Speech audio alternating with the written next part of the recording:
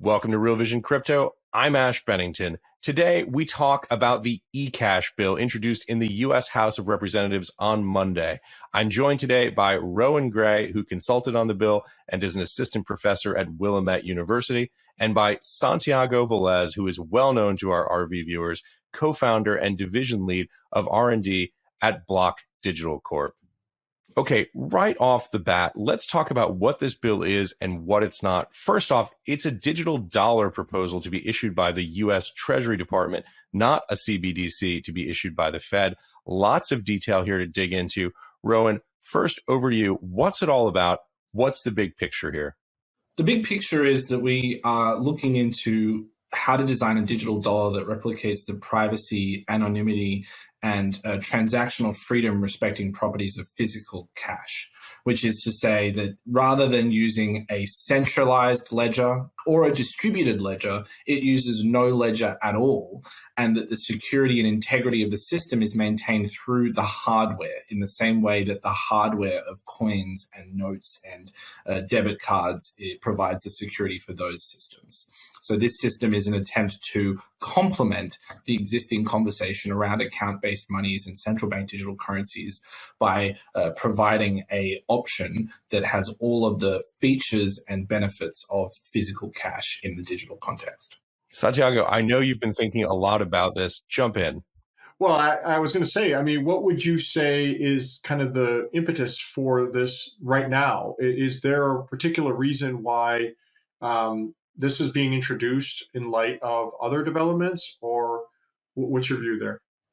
Yeah, I think this has been a long-standing goal for people interested in developing a public digital dollar who do care about civil liberties and privacy. But up until this point, the conversation has been largely stuck in a debate between advocates of sort of account-based CBDCs and crypto advocates who oppose a sort of public option. And a lot of that debate has centered around concerns over privacy and surveillance.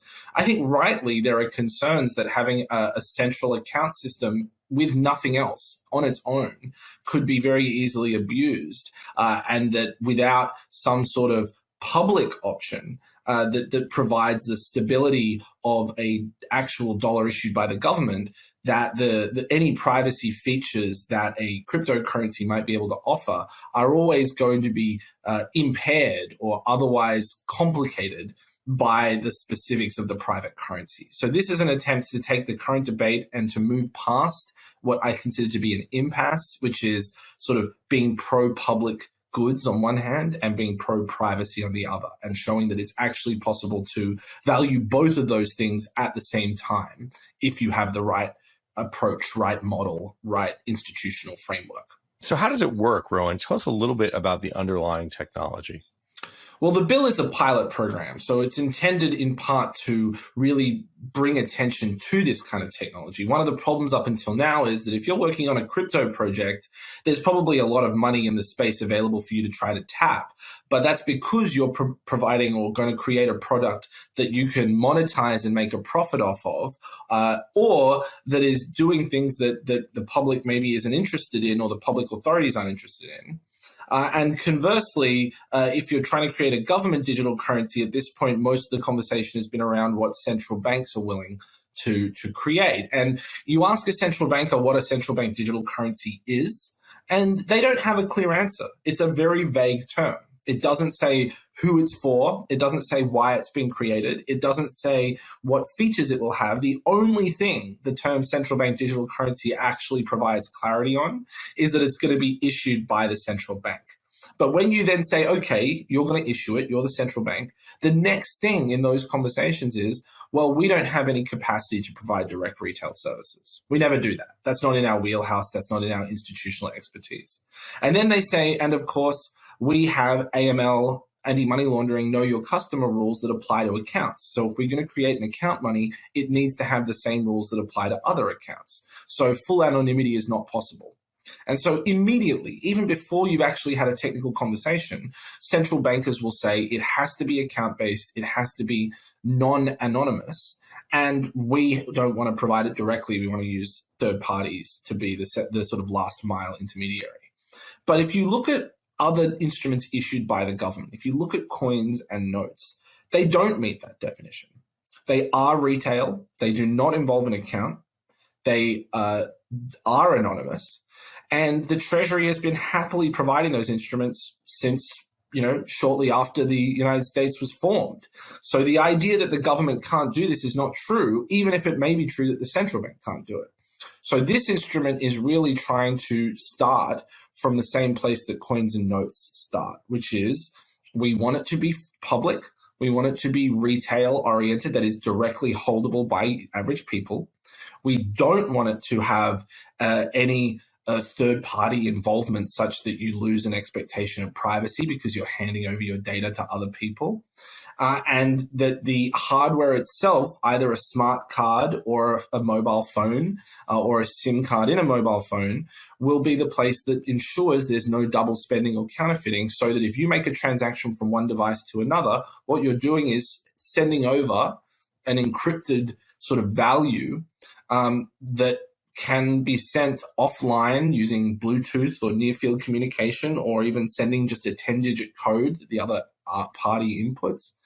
And that technology then allows people to use it in all the places that they currently use cash, but that they can't use accounts. So it would be distributed, on one hand, could be just mailed out the way that we mailed out prepaid cards during COVID. It could be something you buy directly from the post office or from a bank or from a convenience store, a card or a prepaid cell phone that has this built in. And those cell phones could be very cheap. They don't have to be, expensive smartphones. They could be a $40 burner phone. And then when you want to withdraw money from your bank account into that, you can either do the equivalent of going to a kiosk or something and paying cash, physical cash, or paying a person that loads the value onto a card and gives it to you. Or you can simply withdraw money from your bank account and transfer it onto the card. And that you could do from the convenience of your home. And you would simply do that on an app, or you would do that by sending value to the card from your debit card or something. And that would be the equivalent of withdrawing physical currency. Your bank would sort of give you this currency that it would buy from the Treasury in exchange for its bank account deposits. And if you wanted to deposit ECASH back in your bank account, you could do the same thing. And the bank would simply take that ECASH, and if they had too much of it, they would send the excess back to the Treasury, who would tell the Fed to mark up their account. So in that respect, in terms of the issuance and the distribution into circulation, it would function a lot like physical currency. And in terms of the actual payment, we might use it in a way that looks a lot like we might use other forms of electronic money, QR codes on our phone, point of sale terminals. But on the back end, behind the scenes, it would be very different because it would be a stored value card. The closest analogs we have today on the stored value card side of things are transit cards. Many jurisdictions do use stored value cards. And also in the United States context, ECASH is a program established by the Treasury that's used by military members in overseas war zones where they can't trust access to the banking system or the internet, and they don't want to be sending out pallets of cash that could get into local circulation.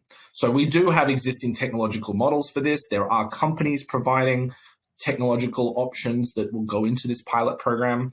But part of the goal here is to let technologists know that this is an area where they should be spending more time. They should be investing more interest, and that there should be governments on the other side willing to fund that and to support the development of this technology. That's great. Ash, if you don't mind, I'd like to kind of maybe frame the conversation a little. I know longtime viewers of Real Vision may or may not be aware, but I'll kind of frame it in a four-way race context. So I see, central bank digital currencies in China being piloted. And I think in that context, there's very little separation between the Chinese central government and the Chinese central bank. Let's say that's horse number one. Horse number two is domestic Federal Reserve having being a central bank, having the idea of either a CBDC that's wholesale for interbank settlement or a CBDC that's retail.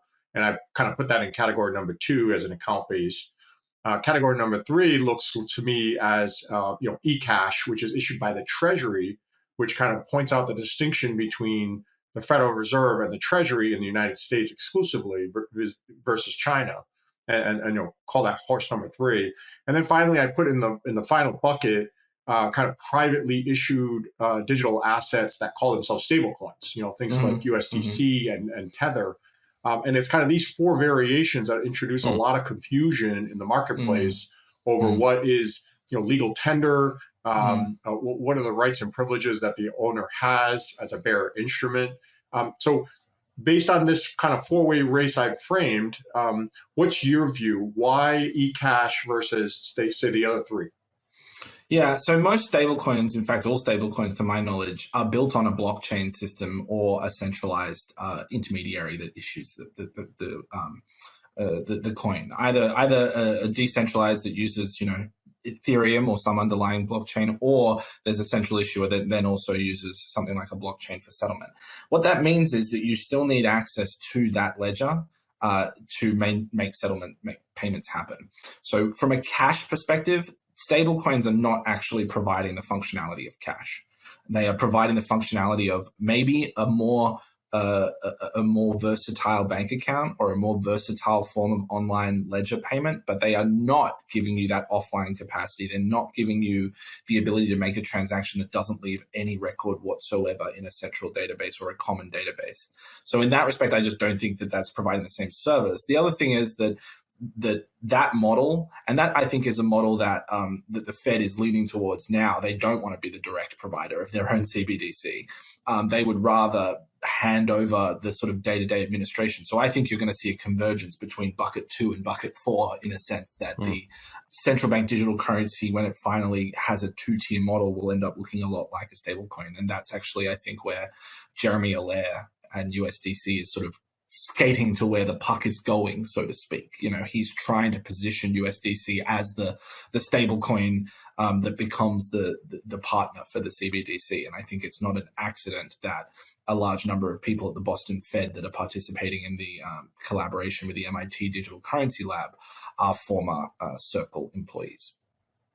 But that model is built on a kind of public-private partnership model. It's a public good provided by private actors, and I don't like that model. I think it's a perversion of public goods. I think it creates an incentive misalignment where those private actors don't have an incentive to provide universal inclusion and access because it's not profitable to them. And we've seen that model play out with the traditional banking sector. They hate providing banking products in banking deserts and places where it's not profitable for them. So I don't think that stablecoin model is a good one. In terms of the government, the central bank digital currency model, I think it's fine to have a government digital bank account. And I think, that the Fed accounts are a good idea, but I think on their own, they have serious privacy risks. And also there are risks around the legal status of bank accounts, which is that because you have to ask that third party, you don't have that reasonable expectation of privacy. And know your customer anti-money laundering laws not only apply to you as the customer, they apply to the administrator. So that if you are undocumented, or if you're running a marijuana business, or if you're a sex worker, or if you're a political dissident, whatever you might want to use money, the central bank might not feel comfortable giving you an account, and that's going to be the end of it. So I think there's a very big difference in the degree of involvement that the government has over the people that use its money when it's issuing an account versus a digital cash. As for the Chinese model, I think, the Chinese model actually is sort of trying to integrate 2-tier architecture as well. They, interestingly enough, have created a hardware-based offline capable version for small dollar donations.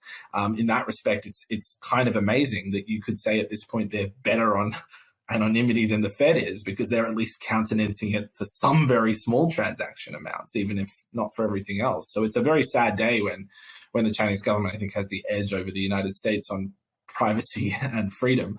Hey, if you like this clip, be sure to check out the full interview and more only on realvision.com/crypto. It's 100% free. Sign up now.